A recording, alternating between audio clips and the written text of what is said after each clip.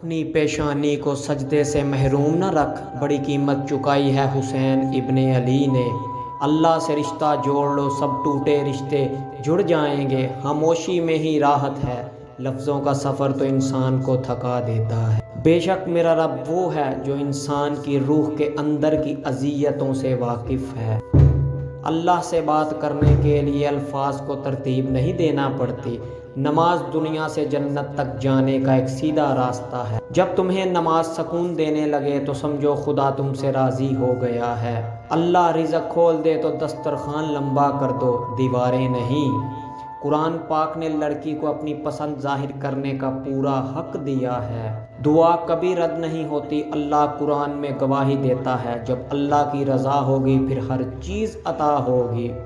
اور جانتے ہو محبت کیا ہے؟ کسی کو اپنی دعاؤں میں یاد رکھنا۔ سخت سے سخت الفاظ بولتے وقت ہمیں یہ یاد نہیں رہتا کہ سننے والے کو یہ الفاظ کب تک یاد رہیں گے۔ کسی سے اتنی محبت کریں جتنی وہ آپ سے کرتا ہو، کیونکہ بے حساب محبت ذہنی بربادی کا باعث بنتی ہے۔